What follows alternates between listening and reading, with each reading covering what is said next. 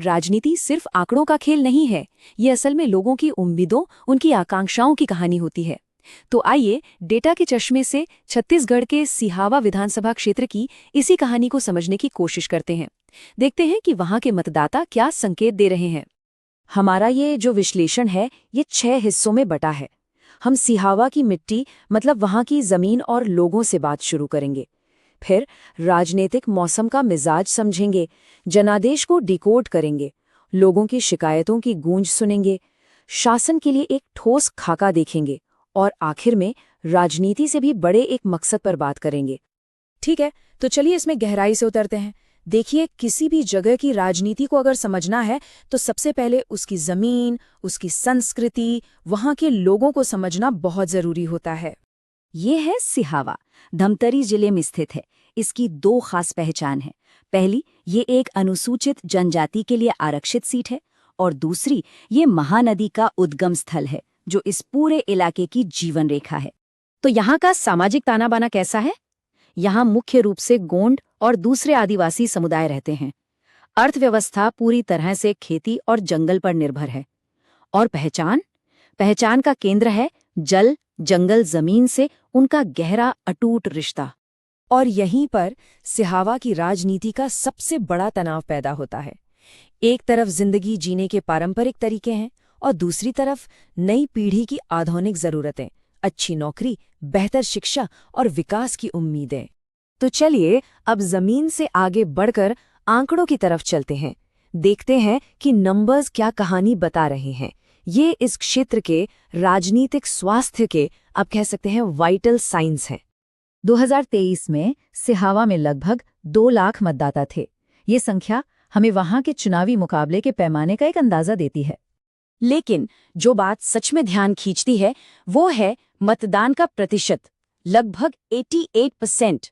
ये एक असाधारण नंबर है। ये दिखाता है कि सिहावा के लोग अपने लोकतांत्रिक अधिकार को लेकर कितने ज्यादा गंभीर और सक्रिय हैं। ये आंकड़ा एक बहुत बड़े बदलाव का संकेत दे रहा है। 2018 में जो जीत का अंतर 45,000 से ज्यादा था, वो 2023 में घटकर सिर्फ 13,000 रह गया। इसका मतलब साफ है, मुकाबला बहुत कड़ा हो गया है और जमीन पर हवा बदल रही है। ये जो ऐतिहासिक डेटा है, ये साफ बताता है कि सिहावा एक स्विंग सीट है। यहाँ सत्ता बदलती रहती है। और अगर हम हाल के चुनावों को देखें तो ये ट्रेंड बिल्कुल साफ है कि पार्टियों के बीच जीत का फासला लगातार कम होता जा रहा है। ठीक है, तो अब तक हमने देखा कि नतीजों में क्या हुआ। अब हम क्यों की तरफ करते हैं। वो कौन सी ताकतें हैं जिन्होंने इस परिणाम को ये आकार दिया?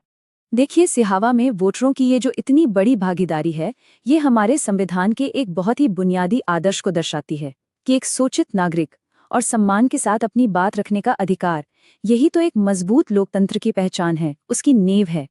अगर यहाँ की सामुदायिक संरचना को देखें तो अनुसूचित जनजाति और अन्य पिछड़ा वर्ग का वोट मिलकर किसी भी चुनाव का नतीजा तय कर सकता है। ये यहाँ का निर्णायक फैक्टर है। और इस चार्ट को देखिए, 2018 से 2023 के बीच बीजेपी ने अपने वोट शेयर में बहुत बड़ी वापसी की है और इसी वजह से कांग्रेस की जीत का अंतर इतना कम हो गया। तो इसके पीछे 3 बड़ी ताकतें काम कर रही हैं। पहली, सत्ता विरोधी लहर, जहां वोटर हर कुछ साल में बदलाव चाहते हैं। दूसरी, कल्याणकारी योजनाएं, खासकर धान पर एमएसपी जैसे वादे, जो सीधे सीधे परिवारों की जिंदगी पर असर डालते हैं।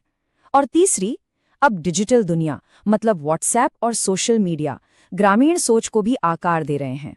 चलिए अब उन जमीनी मुद्दों और निराशाओं पर ध्यान देते हैं जिन्हें वोटर लगातार उठा रहे हैं। उनकी आवाज सुनते हैं। पानी की कमी और धान का सही दाम, ये सिर्फ मुद्दे नहीं हैं, ये यहाँ के लोगों के अस्तित्व से जुड़े सवाल हैं। महानदी को फिर से जीवित करना एक बहुत बड़ी उम्मीद है। इसके साथ ही 2 और बहुत शक्तिशाली भावनाएं हैं जो यहाँ की राजनीति को अंदर ही अंदर प्रभावित कर रही हैं।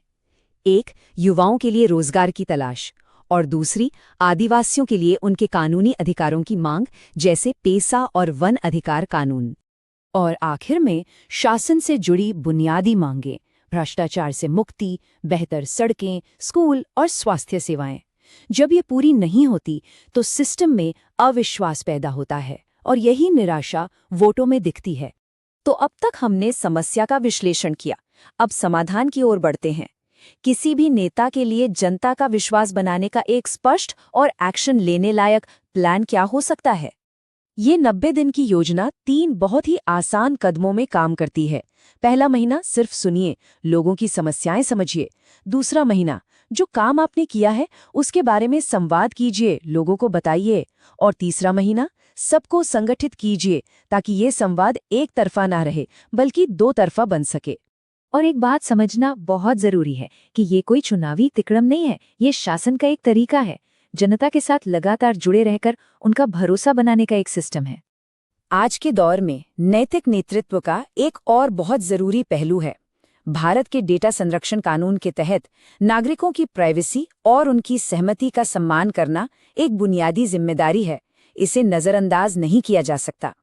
अंत में इस रणनीति से भी आगे बढ़कर इस क्षेत्र के लिए जो असली मकसद होना चाहिए, जो एक बड़ा विजन होना चाहिए, उस पर विचार करते हैं। सिहावा जैसे क्षेत्र में जहां वोटर इतने जागरूक हैं, सवाल ये उठता है कि किसी भी नेता के लिए जनता का भरोसा सही मायने में कैसे जीता जा सकता है और उससे भी ज्यादा जरूरी उसे बनाए कैसे रखा जा सकता है। If you want to become a people-centric leader and uplift your constituency, get in touch with blueprintstrategies.ai at mgr@blueprintstrategies.ai or call 80-4204-1602. Purpose beyond politics.